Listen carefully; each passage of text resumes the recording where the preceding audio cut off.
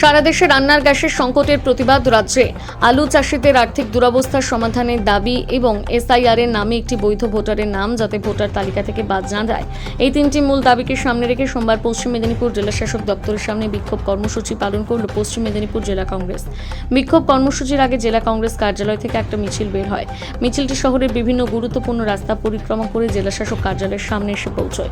সেখানে কর্মী সমর্থকরা বিভিন্ন দাবি তুলে স্লোগান দিতে থাকেন এবং বিক্ষোভে সামিল হন। কর্মসূচিতে উপস্থিত ছিলেন জেলা কংগ্রেসের নেতৃবৃন্দ অনিল শিকারিয়া, শম্ভুনাথ চট্টোপাধ্যায়, অরূপ মুখার্জি সহ অন্যান্য কংগ্রেস নেতা এবং কর্মী সমর্থকেরা।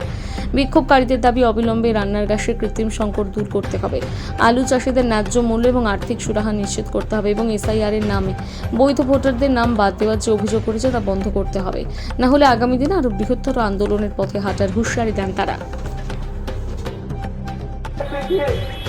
এইভাবে করে বিভিন্ন যেসব তেল উৎপন্ন হয় আমেরিকার কথা এরই প্রতিবাদে জেলা কংগ্রেসের উদ্যোগে আজকে প্রতিবাদ কর্মসূচি।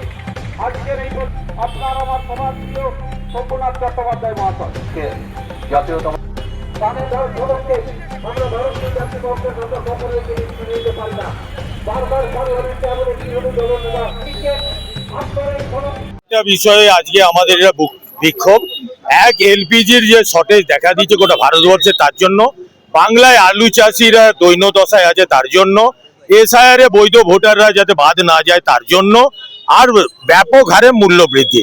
আপনারা জানেন যে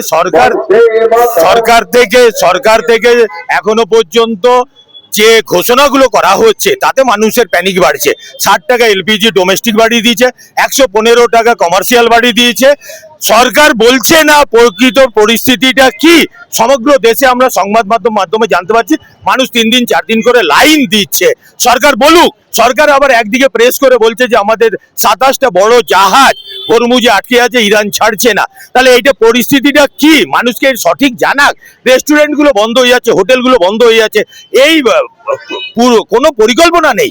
এত ভয়ানক একটা বিপদ আসছে এটা সরকার জানতো, কিন্তু পরিকল্পনার অভাবে রাহুল গান্ধী বারবার বলেছে যে পরিকল্পনার অভাব এই সরকারে। আর পশ্চিমবঙ্গে আমাদের আলু চাষিদের যে দৈন্যদশা এর কারণ একমাত্র তৃণমূল সরকার। কারণ কয়েক বছর ধরে বাইরে আলুকে বিক্রি করতে বন্ধ করে দিয়েছে। আপনারা জানেন কিছুদিন আগে মিলন মেলায় নিয়ে গিয়ে লক্ষ লক্ষ কুইন্টাল আলু পচিয়ে দেওয়া হয়েছিল।